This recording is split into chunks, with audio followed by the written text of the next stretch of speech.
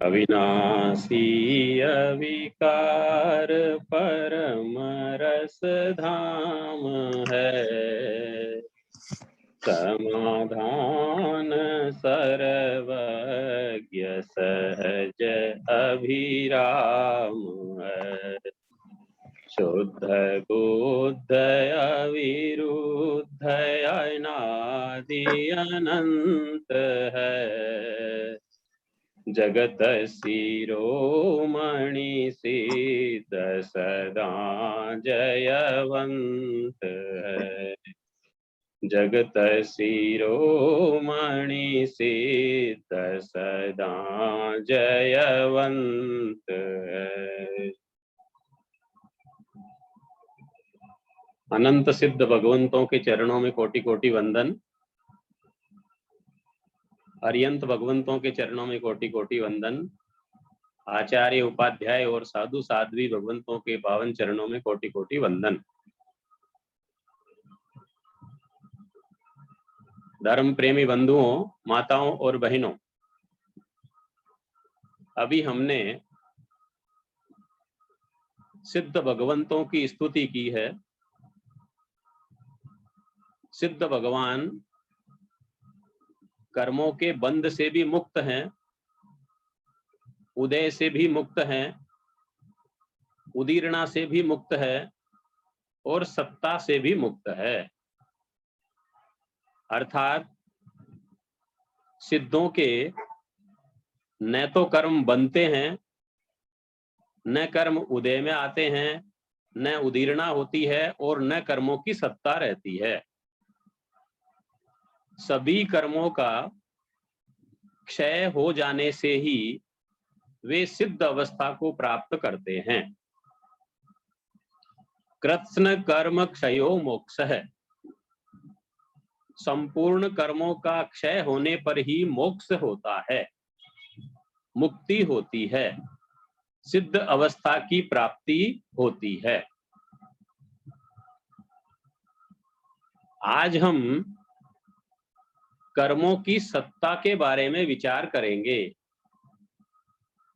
सत्ता, कर्म बंधने के बाद जब तक आत्मा से अलग नहीं हो जाते तब तक उन्हें सत्ता कहते हैं। दो तरह की सत्ता होती है, संभव सत्ता और सद्भाव सत्ता।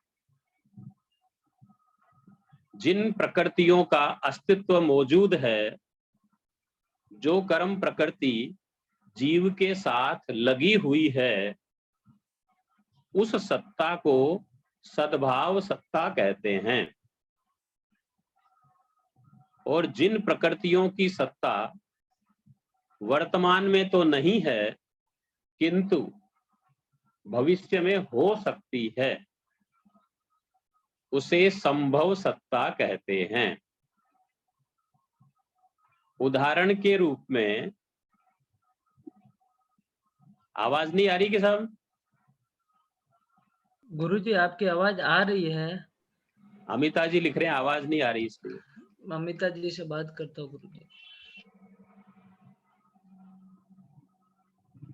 उदाहरण के रूप में, कोई जीव उपसम श्रेणी करता है, 11वें गुण स्थान में चढ़ जाता है, वहां पर उसके नरकायु और त्रियंचायु की सत्ता नहीं होती है। किंतु वही जीव जब नीचे गिर जाता है, पहले गुण स्थान में पहुंच जाता है, तब वह नरकायु अथवा त्रियंचायु का बंध कर सकता है। इस अपेक्षा से उपसम श्रेणी में 11वें गुण स्थान तक 148 प्रकृतियों की संभव सत्ता मान ली जाती है। मौजूद सत्ता तो 146 की है, त्रियंचायु नरकायु की सत्ता नहीं है। पर नीचे गिर करके बांध सकता है, सत्ता हो सकती है, इसलिए संभव सत्ता की अपेक्षा से 2 आयु को गिन लिया जाता है। ये बात हमने गत कक्षा में कही थी। आज हम सत्ता के 2 भेद और करते हैं, ध्रुव सत्ता और अध्रुव सत्ता। 2 भेद कौन से कर रहे हैं? ध्रुव सत्ता और अध्रुव सत्ता। ध्रुव कहते हैं जो सत्ता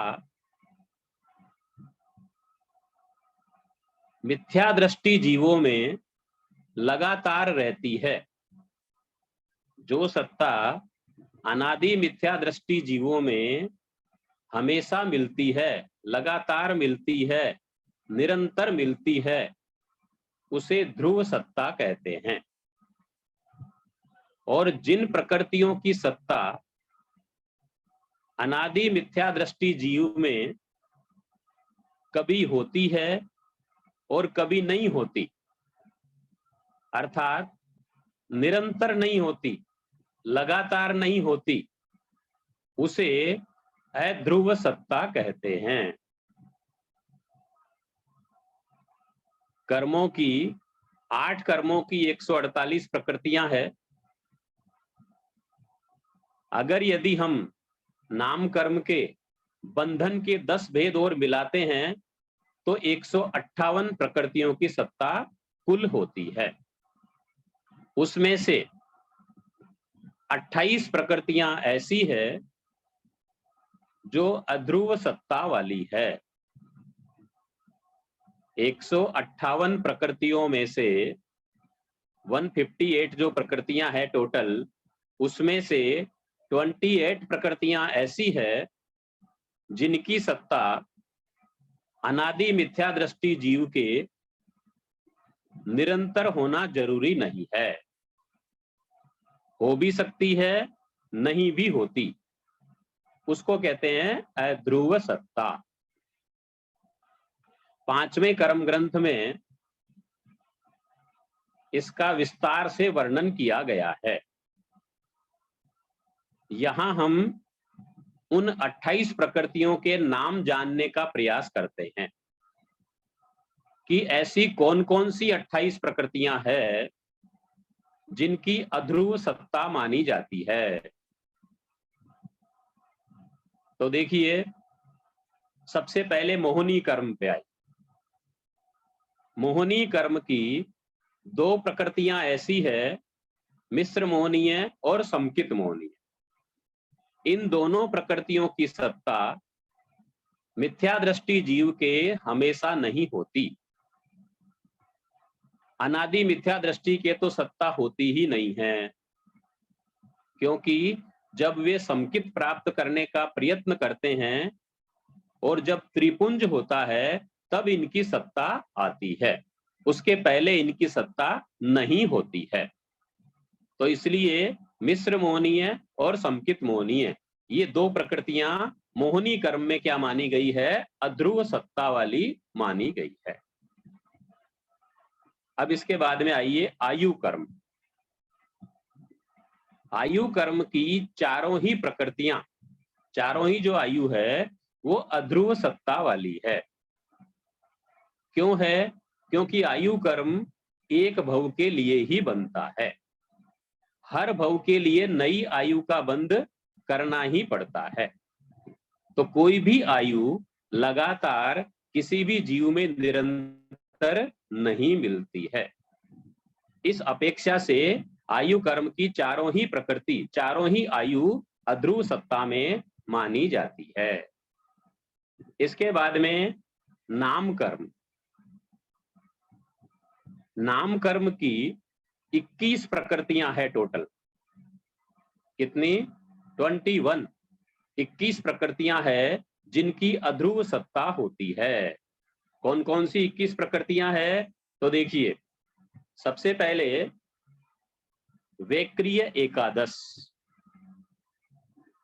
वेक्रिय शरीर संबंधी 11 प्रकृतियां, एकादश कहते हैं 11 को।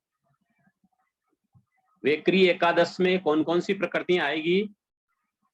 तो वेक्रिय शरीर, वेक्रिय अंगोपांग, दो तो ये हो गई।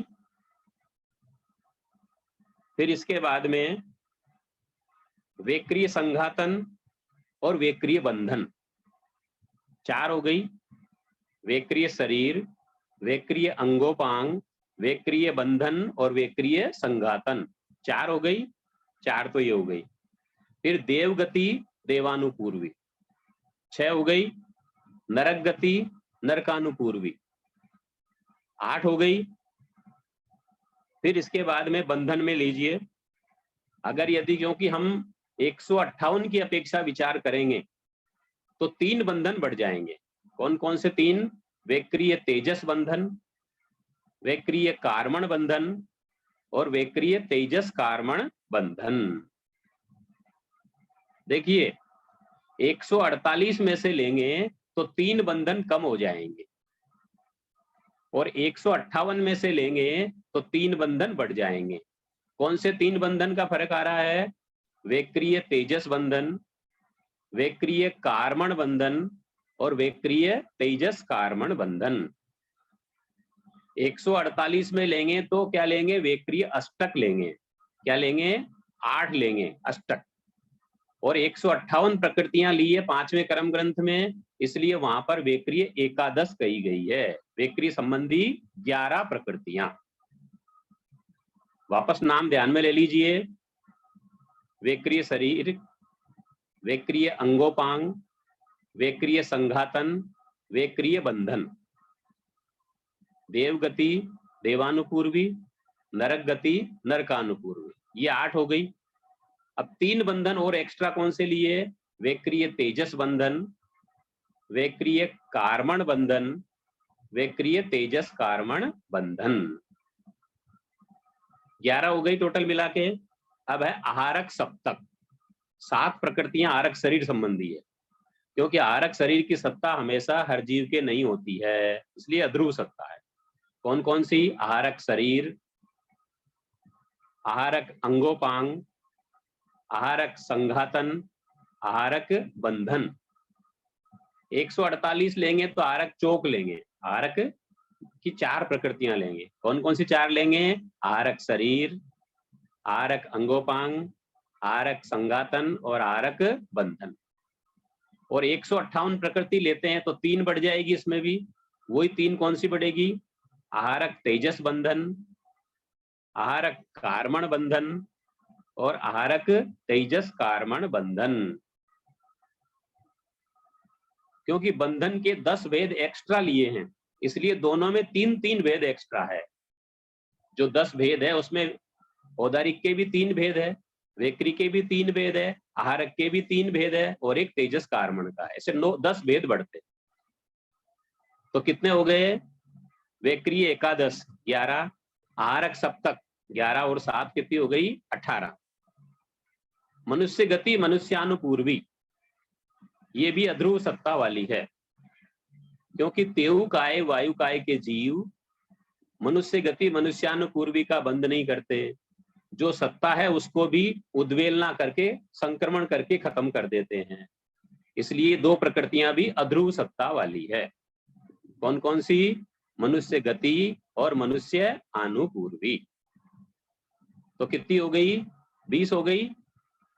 11, 7 और 2 20 हो गई। और एक जिन नाम, तीर्थंकर नाम। तीर्थंकर नाम कर्म की सत्ता भी हर एक मिथ्या दृष्टि जीव में नहीं होती है। मिथ्या दृष्टि में हो सकती है, पहले गुण स्थान में लेते हैं, पर सभी मिथ्या दृष्टि में नहीं होती। जो तीर्थंकर नाम कर्म का बंद करके और नरक गति में जाके उत्पन्न हो रहा है, वो अंतर्मूर्त के लिए मिथ्यात्व में आता है। तो उसके क्या लिया है? जिन नाम की सत्ता ली है। सबके नहीं होती, इसलिए अध्रुव सत्ता है। तो नाम कर्म की कितनी हो गई? 21 प्रकृतियां हो गई है। कौन कौन सी? वेक्री एकादश, आहारक सप्तक, मनुष्य द्विक और जिन्ना। 21 ये हो गई। संकित मोहनी, मिश्र मोहनी 2 पहले बता दी और 4 आयु बता दी और एक बची है उच्च गोत्र। क्योंकि तेऊकाय वायुकाय के जीव उच्च गोत्र का बंध भी नहीं करते, उदय भी नहीं होता। पहले की जो सत्ता होती है उसकी वो उद्वेलना करके, संक्रमण करके उसको भी नीच गोत्र में बदल देते हैं। तो उच्च गोत्र की सत्ता उनके कुछ समय नहीं रहती। इस प्रकार से ये चार कर्म है। देखो, मौनी कर्म की 2 प्रकृतियां, नाम कर्म की, आयु कर्म की 4 प्रकृतियां, 6 हो गई। नाम कर्म की 21 प्रकृतियां, 21 6 27 हो गई। और गोत्र कर्म की एक उच्च गोत्र।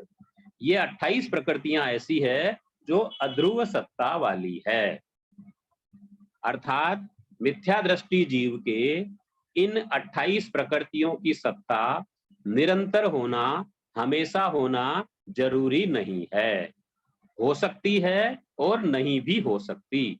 इसलिए इनको क्या कहा जा रहा है? अध्रुव सत्ता कहा जा रहा है। तो अब 158 में से 28 प्रकृतियां अगर यदि अध्रुव सत्ता वाली है, तो बाकी बची हुई 130 प्रकृतियां क्या हो गई? ध्रुव सत्ता वाली हो गई। कितनी हो गई? 130। ये बात हमने की है 5वें कर्म ग्रंथ की। अभी चूंकि हम दूसरा कर्म ग्रंथ पढ़ रहे हैं और यहाँ पर 148 की अपेक्षा से कथन किया जा रहा है, तो क्या होगा? 10 प्रकृति का डिफरेंस आएगा। तो ये 10 बंधन कम हो जाएंगे। किस किस में कम होंगे 10 बंधन? औदारिक सप्तक की बजाय औदारिक चौक हो जाएगा, आहारक सप्तक की बजाय आहारक चौक हो जाएगा, और वेक्रिय एकादश की बजाय वेक्रिय अष्टक हो जाएगा। 3 तिया 9 कम हो गई और एक तेजस कार्मण बंधन कम हो जाएगा। ऐसे 10 प्रकृतियां माइनस कर देंगे तो बचेगी कितनी? 148 प्रकृतियां बचेगी। अब 148 की अपेक्षा विचार करेंगे तो अध्रुव सत्ता वाली कितनी हो गई? तो 3 और 3 6 प्रकृति कम कर दीजिए। 3 तो वेक्रिय बंधन वाली और 3 आहारक बंधन वाली। ये 6 प्रकृतियां अगर यदि हम कम कर देते हैं तो कितनी बचेगी? 22 बचेगी। तो ये 22 प्रकृतियां अध्रुव सत्ता वाली होगी। किसमें से? 148। देखिए बराबर ध्यान दीजिए, 158 प्रकृति लेते हैं तो अध्रुव सत्ता वाली होगी 28। 148 प्रकृतियां लेते हैं तो अध्रुव सत्ता वाली प्रकृतियां कितनी होगी? 22 प्रकृति होगी। 3 बंधन वेक्री के टाल दिए और 3 बंधन आहारक के कम कर दिए। 6 प्रकृति कम कर दी 28 में से, तो 22 बच गई है। अब हम सत्ता के संबंध में कुछ चीजों पर विचार करते हैं। कर्मों के बंद होने के साथ ही सत्ता प्रारंभ हो जाती है। कोई भी कर्म, उस कर्म की कोई भी प्रकृति जैसे ही जीव बांधता है, बांधने के पहले समय से ही उसकी सत्ता क्या हो जाती है? प्रारंभ हो जाती है। अब वह सत्ता कब तक रहती है? तो सत्ता समाप्त 3 तरह से होती है। सत्ता की समाप्ति 3 तरह से हो सकती है। सबसे पहली तो उदय में आ जाए और उदय में आकर के और आत्मा से निर्जरित हो जाए, क्षय हो जाए, जिसको क्या कहेंगे? क्षय से होने वाली सत्ता समाप्त। उस बंधे हुए कर्म की पूरी निर्जरा हो जाए, पूरा उदय में आकर के समाप्त हो जाए, तो सत्ता खत्म हो सकती है। दूसरी बात, संक्रमण से भी सत्ता समाप्त होती है। जैसे मान लीजिए जितनी प्रकृति उच्च गोत्र की तेऊकाय वायुकाय के जीव में है, सत्ता में है, वो उसको नीच गोत्र में संक्रमण कर दे, ट्रांसफर कर दे, तो उच्च गोत्र के दलिक उसके बिल्कुल भी नहीं रहेंगे। तो संक्रमण से भी क्या हो गई? सत्ता समाप्त हो सकती है। जिन प्रकृतियों का पूरा संक्रमण हो सकता है, सबका नहीं होता है, कुछ कुछ का ही होता है, जिनका हो सकता है उनकी सत्ता समाप्त हो सकती है संक्रमण से। तो पहला तो हो गया निर्जरा से या क्षय से, दूसरा हो गया संक्रमण से, और तीसरा विसंयोजना से। विसंयोजना भी वैसे संक्रमण का ही भेद है। अनंतानुबंधी चोक, जिसके दलिकों को क्षयोपम समकित वाला जीव अप्रत्याख्यानी प्रत्याख्यानी संजुलन कषाय में ट्रांसफर कर दे। कौन सा जीव करेगा? क्षयोपम समकित वाला जीव करेगा। अनंतानुबंधी चोक के जो दलिक है, सत्ता में जो दलिक है, उनको किसमें ट्रांसफर कर देगा? अपनी सजातीय प्रकृति अप्रत्याख्यानी प्रत्याख्यानी संजुलन में उनको संक्रमित कर देगा। तो भी सत्ता अनंतानुबंधी की कुछ समय के लिए समाप्त हो सकती है, पर स्थायी रूप से जो सत्ता समाप्त होती है वो क्षय से होती है। उद्वेलन से और विसंयोजना से तो टेम्परेरी होती है, थोड़े समय के लिए होती, पर हो सकती है। इसलिए कहते हैं बंधे हुए कर्मों की सत्ता 3 तरह से समाप्त हो सकती है। 3 कौन कौन से हो गए? क्षय होकर के, उद्वेलन संक्रमण होकर के, और विसंयोजना होकर के।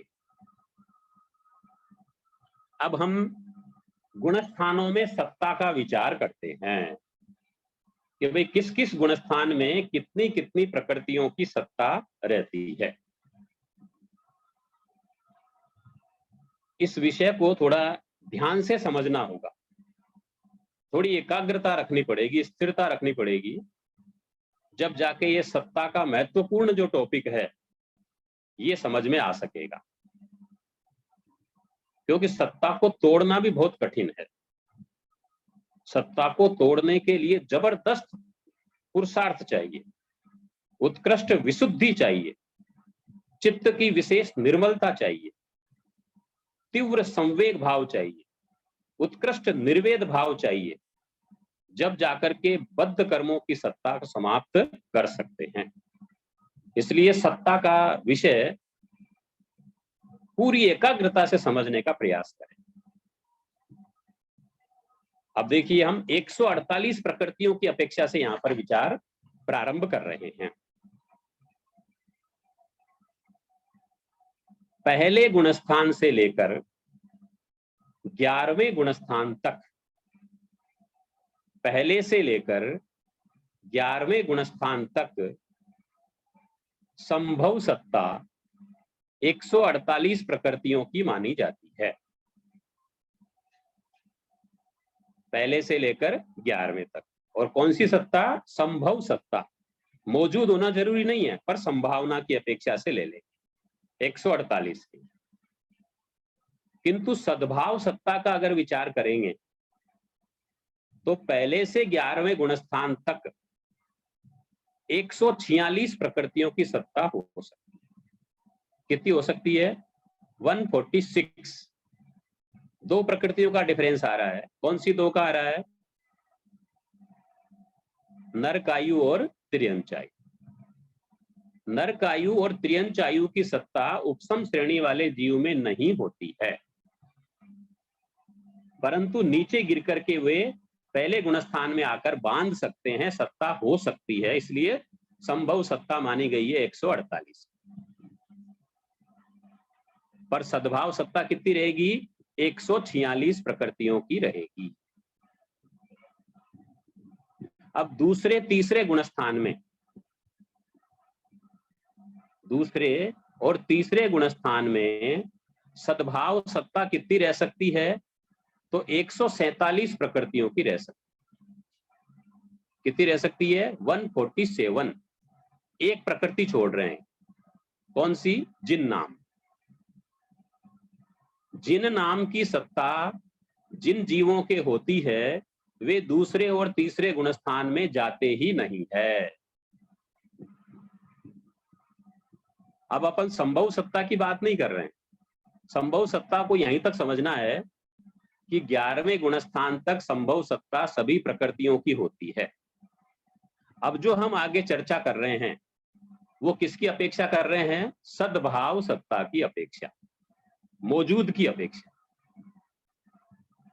तो दूसरे तीसरे गुणस्थान में सद्भाव सत्ता कितने की होगी? 147 की। कौन सा कम हो गया? जिन नाम कम हो गया। जिन नाम प्रकृति का जो निकाचित बंद कर लेते हैं, ऐसे जीव कभी भी दूसरे तीसरे गुणस्थान में नहीं जाते, इसलिए उनके सत्ता नहीं मानी जाती है। किंतु पहले गुणस्थान में मान ली है, पहले गुणस्थान में जा सकते हैं। कैसे जा सकते हैं? जैसे मान लीजिए किसी जीव ने मिथ्यात्व दशा में पहले गुणस्थान में नरकायु का बंध कर लिया, उसके बाद उनको समकित आई, उपसम या क्षोपसम कोई भी समकित आई, और उस समकित में उन्होंने तीर्थंकर पद प्राप्ति के बोलों की उत्कृष्ट आराधना की, उत्कृष्ट रसायन आ गया, तो और तीर्थंकर नाम कर्म का उन्होंने बंध कर लिया। क्योंकि आयु पहले बांध ली, इसलिए जाना तो पड़ेगा, जहां की आयु बांधी है नारकी में उनको जाना है। तो जिनको क्षोपसम समकित आई है, उनके लिए कर्म ग्रंथकार कहते हैं कि मरने के अंतर मुहूर्त पहले उनकी समकित चली जाएगी। कर्म ग्रंथ वाले कहते हैं नियम से चली जाएगी। कब जाएगी? अंतर मुहूर्त पहले। मिथ्यात्व दशा में ही उनका मरण होगा, और मिथ्यात्व दशा में पहले गुणस्थान में ही वो नरक में जाके उत्पन्न होंगे। 1 से 3 नरक तक जाकर उत्पन्न हो सकते हैं। नरक में भी जब तक अपर्याप्त रहेंगे तब तक पहला गुणस्थान रहेगा। तो उस पहले गुणस्थान में पहले बांधा हुआ जो जिन नाम है उसकी सत्ता तो रहेगी, इसलिए पहले गुणस्थान में सत्ता मानी गई है। जैसे ही नरक गति में जीव पर्याप्त बनेगा, वापस चौथा गुणस्थान आ जाएगा, वापस उसको क्षोपसम समकित आ जाएगी, और फिर वो वापस नहीं गिरेगा, फिर जीवन भर जो है चौथे गुणस्थान में ही रहेगा। बस एक बार अंतर मुहूर्त के लिए नरक में जाते समय उसको मिथ्यात्व गुणस्थान आ जाता है और उसमें सत्ता रहती है, इसलिए जिन्नाम की सत्ता पहले गुणस्थान में भी मानी जाती है। पर दूसरा तीसरा गुणस्थान उस जीव को नहीं आता है, इसलिए दूसरे तीसरे गुणस्थान में ज्ञानियों ने जिन नाम की सत्ता मानी ही नहीं है। तो ये हमारी बात हो गई पहला गुणस्थान, दूसरा गुणस्थान और तीसरा गुणस्थान। 3 गुणस्थानों की चर्चा हमने कर ली है। अब आइए चौथा गुणस्थान। चौथा, 5वां, 6ठा और 7वां, ये 4 गुणस्थान एक साथ चलते हैं, क्योंकि चारों में समकित रहती है। क्षोपसम समकित रह सकती है, किसी को उपसम भी हो सकती है, पर क्षोपसम तो रह ही सकती है, लंबे समय तक वही रहती है। इसलिए अब चौथे से 7वें गुणस्थान वाले जो जीव हैं वो कई तरह के हो सकते हैं। देखिए ध्यान से सुनिए, चरम शरीरी भी हो सकते हैं, अचरम शरीरी भी हो सकते हैं। चौथे से 7वें गुणस्थान में रहे हुए जो जीव है उसी भव में मोक्ष में जाने वाले भी हो सकते हैं। अगर मनुष्य गति में है, कर्म भूमि मनुष्य है, तो उसी भव में मोक्ष में जाने वाले भी हो सकते हैं। और ऐसे भी हो सकते हैं जो उस भव में मोक्ष में नहीं भी जाए, तो उनको कहेंगे अचरम शरीरी। क्षायिक समकित वाले भी हो सकते हैं और क्षोपसम समकित वाले भी हो सकते हैं।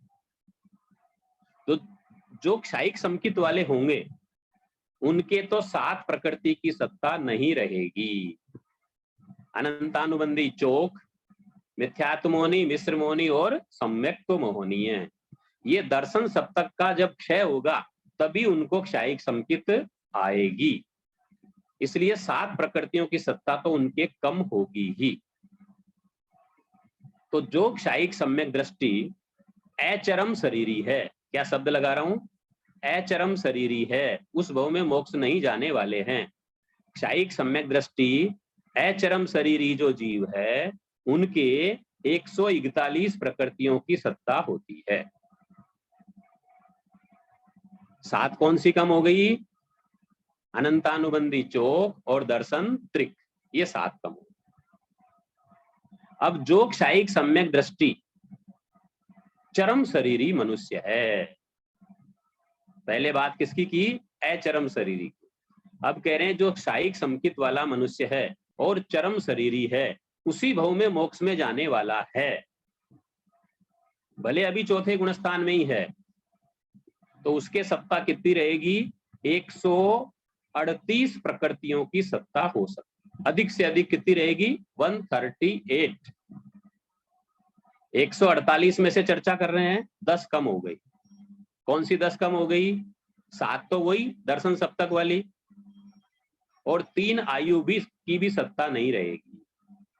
मनुष्य आयु की तो वर्तमान की आयु है ही है, पर बाकी 3 आयु की सत्ता नहीं होगी, क्योंकि आयु का बंध करेगा ही नहीं। उसको उसी भव में मोक्ष में जाना है, चरम शरीरी जीव है, इसलिए 3 आयु की सत्ता नहीं हो सकती। तो दर्शन सप्तक प्लस 3 आयु, ये 10 प्रकृतियां की सत्ता उसके नहीं होगी। किसके नहीं होगी? क्षायिक, सम्यक दृष्टि और चरम शरीरी जीव के। तो 138 की सत्ता उसके होती है। अब जो क्षोपसम सम्यक दृष्टि जीव है, कौन सा जीव है? क्षोपसम सम्यक दृष्टि जीव है और अचरम शरीरी है। देखिए, इन शब्दों को बराबर ध्यान रखना पड़ेगा कि कौन सी समकित वाला है, कौन सा जीव है, चरम शरीरी है क्या अचरम शरीरी। तो मैं क्या कह रहा हूं? क्षोपसम समकित वाला जीव है और अचरम शरीरी है, अर्थात उस भव में उसको मोक्ष में नहीं जाना है। तो उसके 148 ही प्रकृतियों की सत्ता हो सकती है। क्या कह रहा हूं? क्षोपसम सम्यक दृष्टि अचरम शरीरी के सभी प्रकृतियों की सत्ता हो सकती है, क्योंकि 7वां गुणस्थान आ गया। आर्क द्विक की भी हो सकती है, समकित आ गई, जिन्नाम की भी हो सकती है, सबकी सत्ता हो सकती है। परंतु जो क्षोपसम सम्यक दृष्टि है और चरम शरीरी है, अब मैंने शब्द लगा दिया है चरम शरीरी। क्षोपसम सम्यक दृष्टि है, चौथे से 7वें गुणस्थान वाला है, मनुष्य है, मनुष्य की बात कर रहे हैं।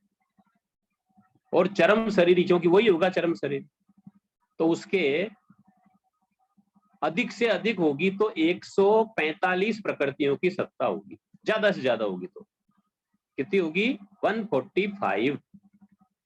3 प्रकृतियों की सत्ता उसके नहीं होगी। कौन सी? 3 आयु, क्योंकि वो चरम शरीरी है। तो ये एक नियम ध्यान में ले लीजिए, जो चरम शरीरी जीव होगा वो मनुष्य में होगा और उसके 3 आयु की सत्ता नहीं रहेगी। तो 148 में से 3 आयु कम हो गई, 145 की सत्ता उसके अधिकतम हो सकती है, उससे ज्यादा नहीं हो सकती। अब देखिए और विचार करते हैं हम आगे। 144 प्रकृतियों की सत्ता किसके हो सकती है? 145 का हमने विचार किया, क्षोपसम सम्यक दृष्टि है और चरम शरीरी है, तो 145। अब 144, 144 प्रकृतियों की सत्ता किसके होगी? अनंतानुबंधी का जो विसंयोजक है और चरम शरीरी है। 2 शब्द लगाने पड़ेंगे। अनंतानुबंधी का क्या है? विसंयोजना किया हुआ है और उसी भव में मोक्ष में जाने वाला मनुष्य है, चरम शरीरी है, तो उसके अनंतानुबंधी चोक, ये 4 प्रकृतियां ही कम होगी। चौथे से 7वें गुणस्थान वाला जीव है, अनंतानुबंधी चोक की विसंयोजना किया हुआ है और चरम शरीरी है, तो 3 आयु की सत्ता भी नहीं रहेगी। नहीं, अभी 144 की बात करें, अचरम शरीरी है, तो केवल अनंतानुबंधी चोक की सत्ता नहीं रहेगी, तो कितनी हो जाएगी? 144। और अनंतानुबंधी का विसंयोजक है और चरम शरीरी भी है साथ में, तो 3 आयु और कम हो जाएगी। समझ में आ रही है बात कि चरम शरीरी में 3 आयु और कम हो जाएगी, तो इसके भी कितनी हो गई? 141 की सत्ता। अब देखिए 141 की सत्ता 2 तरह से हो गई। जो क्षायिक सम्यक दृष्टि था और अचरम शरीरी जीव था, उसके भी 141 की सत्ता आई थी, बराबर। और जो अनंतानुबंधी का विसंयोजक है और चरम शरीरी है, उसके भी कितनी है? 141। पर दोनों की प्रकृतियां अलग अलग है। वहां तो क्या थी, दर्शन सप्तक का क्षय हुआ था, और अनंतानुबंधी विसंयोजक के किसका होगा, अनंतानुबंधी चौक प्लस 3 आयु। दर्शन त्रिक का नहीं होगा, यहाँ पर किसका होगा, 3 आयु का होगा। तो 141 की सत्ता दो तरह से हो सकती है।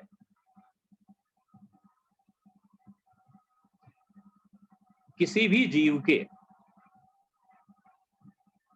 जीव के एक भव में 2 आयु से ज्यादा की सत्ता नहीं होती। जैसे मान लीजिए अभी अपन मनुष्य भव में हैं और अगले भव की देवायु का बंद कर चुके हैं, तो हमारे सत्ता कौन सी रहेगी, मनुष्य आयु और देवायु, 2 की रह सकती। एक भव में 3 या 4 आयु की सत्ता नहीं रहती एक जीव के। तो एक जीव की अपेक्षा अगर विचार करेंगे तो 2 आयु और कम हो जाती है। परंतु इस दूसरे कर्म ग्रंथ में अनेक जीवों की अपेक्षा विचार किया गया है, बहुत से जीवों की अपेक्षा विचार किया गया है, इसलिए सभी आयु की सत्ता मान ली जाती है। आ गई बात ध्यान में। एक जीव में 2 आयु और कम हो जाती है, अनेक जीवों में 4 आयु को गणना कर दी जाती है। तो चौथे से 7वें गुणस्थान तक हमने कितने विकल्प देखे हैं, बहुत अच्छी तरह से समझने और जानने की आवश्यकता है। अब एक विकल्प और देखिए, क्षयोपम सम्यक दृष्टि जीव है और उस क्षयोपम सम्यक दृष्टि जीव प्रक्रिया में चल रहा है, प्रोसेस में चल रहा है। किसकी प्रोसेस में, क्षायिक समकित पाने की प्रक्रिया में चल रहा है। आप में से कई भाई बहनों ने गुणस्थान स्वरूप का थोकड़ा किया है, उसमें जो भंग आते हैं चौथे गुणस्थान के भंग, वो भी आपने कई बार सुने हैं, पढ़े हैं, समझे हैं। क्षायिक प्राप्ति की प्रक्रिया के भी वहां भंग चलते हैं। 4 का क्षय, 2 का क्षयोपम, 1 का वेदन, 5 का क्षय, 1 का क्षयोपम, 1 का वेदन, 6 का क्षय, 1 का वेदन और 7 का क्षय। इस तरह 4 भंग चलते हैं। तो उन भंगों की अपेक्षा भी सत्ता का अपन यहाँ पर विचार करते हैं। यद्यपि दूसरे कर्म ग्रंथ में उसका कथन नहीं है सत्ता का, छठे कर्म ग्रंथ में इसका वर्णन है। पर चूंकि हम सत्ता की जानकारी कर रहे हैं कि सत्ता में से कैसे एक एक प्रकृति भी कम होती है, तो वो जानकारी प्रासंगिक होने से उसका भी अपन यहाँ पर विचार कर रहे हैं। तो देखिए, चरम शरीरी जीव है, क्षोपसम समकित वाला जीव है। 2 शब्द याद रखिए, क्षोपसम समकित वाला है और चरम शरीरी है। जब उसने अनंतानुबंधी की विसंयोजना कर ली है तो 3 आयु तो उसके रहेगी नहीं, चरम शरीरी है इसलिए। तो 4 और 3 7 कम हो गई तो 141 की सत्ता होगी। ठीक है। अब इसके बाद में उसने मिथ्यात्व मोनि का भी क्षय कर दिया। विसंयोजना के बाद क्या कर दिया, मिथ्यात्व मोनि का भी क्षय कर दिया। 5 का क्षय इस भंग में आ गया, 5 का क्षय, 1 का क्षयोपम, 1 का वेदन इस भंग में आ गया। तो उसके एक प्रकृति की सत्ता और कम हो जाएगी। 141 की थी, अब कितनी हो गई, 140। कौन सी 8 कम हो गई, अनंतानुबंधी चौक, मिथ्यात्व मोनि और 3 आयु। बराबर ध्यान दीजिए, 8 प्रकृति कम हो गई तो 140 की सत्ता होगी। अब अगर यदि वही मनुष्य मिश्र मोनि का भी क्षय कर देता है अंतर्मूर्त में, तो एक और प्रकृति और कम हो जाएगी, 139 की सत्ता रह जाएगी। 3 आयु, अनंतानुबंधी चौक, मिथ्यात्व मोनि और मिश्र मोनि, ये 9 प्रकृतियां कम हो गई तो 139, 139 की सत्ता उसके रहेगी। और जब समकित मोनि का भी क्षय कर देगा तो 138 की सत्ता हो जाएगी। तो क्षायिक समकित चरम शरीरी जीव में कितनी सत्ता हो सकती है, 138 की सत्ता भी हो सकती है। तो प्रक्रिया में ये दो अलग से अपन ने ले लिए हैं, 140 और 139। मिथ्यात्व मोहनी का क्षय होगा तो 140, मिश्र मोहनी का क्षय होगा तो 139 और सम्यक मोहनी का क्षय होगा तो 138 की सत्ता होती है। आ रही बात ध्यान में? नंबर बराबर याद रखने पड़ेंगे, किस अपेक्षा से कथन किया जा रहा है उसको याद रखना पड़ेगा। अचरम शरीरी लेंगे तो आयु जुड़ जाएगी, चरम शरीरी लेंगे तो आयु घट जाएगी। अभी हमने क्या लिया था, क्षोभसम समकित वाला है और चरम शरीरी जीव है, ठीक है। अब इसको दूसरी तरह से और लेते हैं, क्षोभसम समकित वाला जीव है और वो चरम शरीरी है। क्षोभसम समकित वाला है, चरम शरीरी है, तो उसके क्या होगी, तीन आयु की सत्ता नहीं रहेगी, तो 145 की सत्ता है। चरम शरीरी है इसलिए 3 आयु की भी सत्ता नहीं रहेगी। ये तो अपन ने ले लिया। अचरम शरीरी का लेते हैं, क्षोभसम सम्यक दृष्टि है और अचरम शरीरी है, तो उसके सारी सत्ता रहेगी 148 की। वापस समझिए, क्षोभसम सम्यक दृष्टि जीव है और अचरम शरीरी है, उस भाव में मोक्ष नहीं जा रहा है, तो सारी प्रकृतियों की सत्ता हो सकती है 148। अब उसने अनंतानुबंधी चौक की विसंयोजना कर दी तो कितनी रहेगी, 144, 144। अब उसने मिथ्यात्व मोहनी का भी क्षय कर दिया अंतर्मूर्त में, तो 143 प्रकृति की सत्ता भी होगी।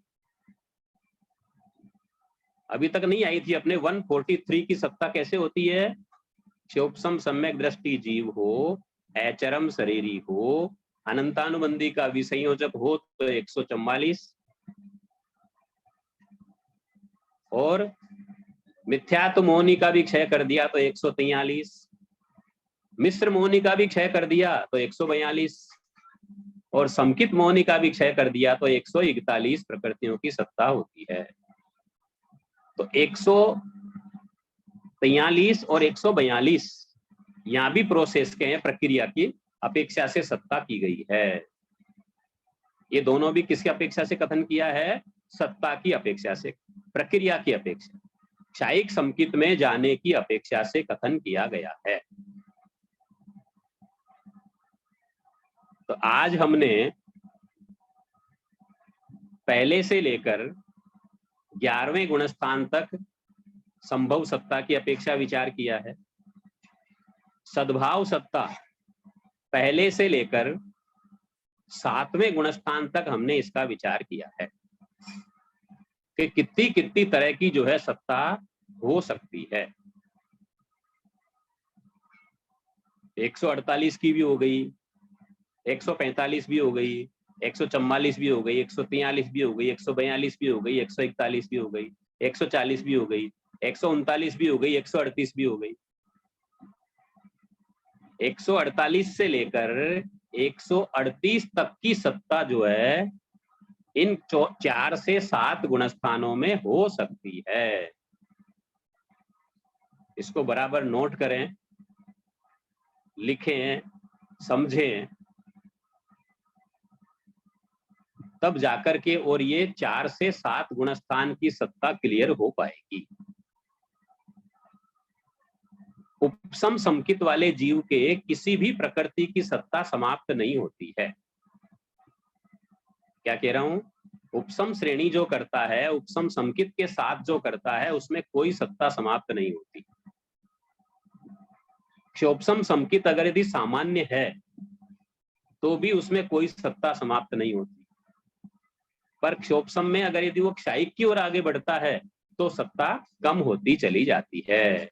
पहले विसंयोजना, फिर मिथ्यात्व मोहनी का क्षय, फिर मिश्र मोहनी का क्षय, फिर समकित मोहनी का क्षय। चरम शरीरी है तो 3 आयु की सत्ता वैसे ही नहीं होगी।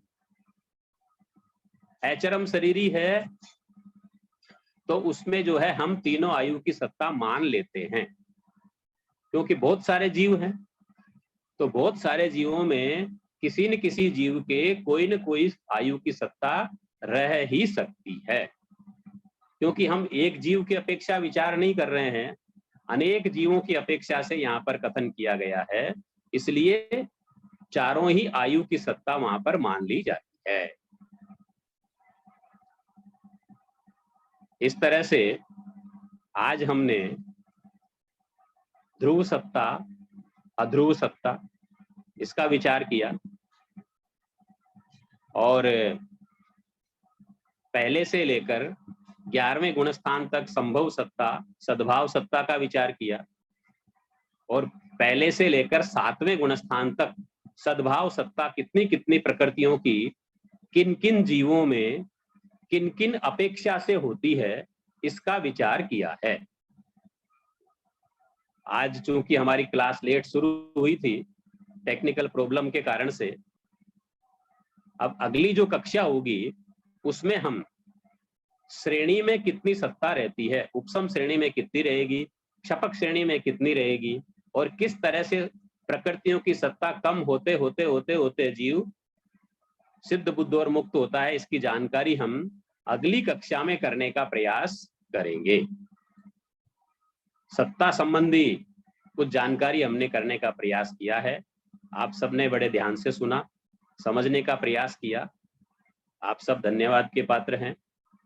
फिर भी यदि कोई आपके कोई बात कम समझ में आई हो तो आप जिज्ञासा के रूप में यहाँ पर रख सकते हैं, उनका यथासंभव समाधान करने का प्रयास किया जाएगा। सादर जय जिनेंद्र। प्रणाम गुरुजी। साहब जय जिनेंद्र साहब। जय जिनेंद्र साहब। सर एक तो ये पूछना था कि उपशम संकित में कोई भी सत्ता कम नहीं होगी? जी, अच्छा, उपसम में दबा हुआ रहेगा कर्म, सत्ता खत्म नहीं होगी। लेकिन श्रेणी में तो सत्ता कम हो जाएगी आगे जाके? नहीं होती, उपसम श्रेणी में नहीं होती। अच्छा सर, 140 की जो सत्ता ली है वो किस अपेक्षा से ली थी सर? वो मिस हो गया। 8 प्रकृतियां कम कर दी। नहीं हमने, हाँ आप फरमाइए। क्षोभसम सम्यक दृष्टि जीव है, हाँ, और वो चरम शरीरी है। चरम शरीरी। पहले उसने अनंतानुबंधी चौक का क्षय किया, 141 की सत्ता हो गई। दर्शन सप्तक का क्षय किया उसने। हाँ नहीं, क्षोभसम सम्यक दृष्टि है और चरम शरीरी जीव है, क्षायिक प्राप्ति की प्रक्रिया कर रहा। अनंतानुबंधी चौक का क्षय किया पहले तो 33 सही है सर। तो 141 हो गई, क्योंकि 3 आयु तो उसके रहेगी नहीं। अच्छा, चरम शरीरी से 3 आयु नहीं रहेगी। चरम शरीर 3 आयु रहेगी नहीं, 141 हो गई। मिथ्यात्व हाँ। का क्षय करेगा तो 140 हो जाएगी। अच्छा, तो सर इसका मतलब अनंता, हाँ फिर वो आगे मतलब अनंतानुबंधी का क्षय करा के हमें 3 आयु घटानी है उसके बाद। जी, हम ऐसा नहीं कर सकते कि अनंतानुबंधी का क्षय करके मिथ्यात्व, मिश्र और संकित को घटाएं और उसके बाद आयु घटाएं, ऐसा नहीं होगा? ऐसा भी कर सकते भाई। 3 आयु तो उसके है ही नहीं शुरू से, इसलिए पहले ही घटा दो 3 आयु। तो 145 चरम शरीरी है की तो आयु सत्ता तो घटी जाएगी। तो 145 की सत्ता है उसके। ठीक अब है, 145 में से पहले अनंतानुबंधी चौक घटाओ, ठीक तो है, 141 हो गए। फिर मिथ्यात्व मोनी घटेगी, उसी क्रम से घटानी है। अच्छा, इसी क्रम से घटेगी, मतलब हमको जो शुरुआत करनी है क्षयोक्षम संकित चरम शरीर में वो 145 से ही शुरुआत करनी है। बिल्कुल बिल्कुल, पहले आयु, सबसे पहले आयु कम होगी उसके। अच्छा, 33 से सर आयु घटेगी, अनंतानुबंधी घटेगी, फिर मिथ्यात्व मोनी घटेगा, फिर मिश्र और फिर संकित मोनी, लास्ट में संकित मोनी चला जाएगा। बिल्कुल इसी क्रम से होगा। 33 बस हमें वो उपशम श्रेणी का जो होगा वो अगली क्लास में पता चली जाएगा कि उपशम श्रेणी में। बिल्कुल, उसका हम विस्तार से लेंगे, उपसम श्रेणी क्षपक श्रेणी दोनों की सत्ता। हाँ ठीक है। और सर जो शायिक समकिति अचरम शरीरी है, शायिक समकिति अचरम शरीरी, यानी अभी उसका अगला भाव और बाकी है, तो वहां पे हम 139 की सत्ता नहीं लेंगे? ऐसा है कि वहां पर शुरुआत कहाँ से करेंगे? क्षायिक समकिति है, हाँ, और अचरम शरीरी है, हाँ, तो वो कोई सी भी आयु बांधा हुआ हो सकता है, अच्छा क्योंकि पहले उसने नरकायु बांधी हुई हो सकती है, त्रियंच आयु बांधी भी हो सकती, देवायु बांधी भी हो सकती है, कोई सी भी आयु का बंध हो सकता है अचरम शरीरिय से। अच्छा। शायिक और संकेत अगर आने के बाद तो नहीं होगी, पर पहले की तो हो ही सकती है। पहले की बांधी हो तो 141 की सत्ता लेंगे, और जी। अगर उसने देवायु बांध रखा है जी तो फिर बस हम नरकायु और तिरंचायु को ही घटा सकते हैं, फिर तो 139 की सत्ता भी ले सकते हैं। वो एक जीव की अपेक्षा कथन होगा, अच्छा, वो एक जीव की अपेक्षा करता क्योंकि है। अपन यहाँ पर अनेक जीव का वर्णन कर रहे हैं, इसलिए इसलिए हमको 141 की सत्ता ही माननी पड़ेगी, और जी, यही जी। मानना पड़ेगा कि उसने आयु पहले बांध रखी हो तो। बिल्कुल बिल्कुल, या तो तो हमें बांध रख 139 नहीं बोले ना सर हम यहाँ पे? नहीं। 33 है, 33। ठीक है सर, जय बिल्कुल। जिनेन्द्र साहब, जय जिनेन्द्र साहब। यदि आप इजाजत दें तो मैं उदीरना के संबंध में अपनी जिज्ञासा शांत करना चाहती हूँ सर। फरमाओ साहब। उदीरना में आपने फरमाया कि एक समय में अनंतवें भाग की उदीरना होती है, और जी। यदि अपवर्तना ना की जाए तो स्थितिघात और रसघात नहीं होता है। जी। तो ये एक समय की अपेक्षा से है सब, या अनंतवां भाग? जितने समय तक उदीरना होगी जी, तो वो अनंतवा भाग की उदीरना ही होगी। मतलब लगातार पहले समय अनंतवें भाग की हो गई, दूसरे समय जी। फिर अनंतवें भाग की हो गई, तीसरे समय फिर अनंतवें भाग की हो गई, और कुल मिलाकर भी अनंतवें भाग की ही होगी। कुल मिलाकर भी अनंतवें भाग की होगी। जी। तो जैसे उत्कृष्ट तपस्या जो जैसे करते हैं उसमें अनंतवें भाग का फर्क आ जाएगा बस। बिल्कुल। और जो सब इतनी, मान लीजिए किसी ने मासखमन किया, उसके जी। जो जितने समय उसने की परंतु अपवर्तन नहीं हुआ, तो जो उन कर्मों के पुद्गल का स्थितिघात और रसघात का कैसे समझेंगे फिर? वो नहीं होगा। तो वो उनका जो उन पुद्गलों के साथ बंधा हुआ था अनुभाग स्थिति बंध, अनुभाग बंध, वो जी। पुराने पुद्गलों में जुड़ जाएगा या कैसे रहेगा सर? जो वहां पर जो बचे हुए पुद्गल रहेंगे जी, वो उसको सुरक्षित रखेंगे। तो इसका मतलब उनमें तेज हो जाएगा वो और भी। बिल्कुल। जी जी, धन्यवाद सर। जी सर।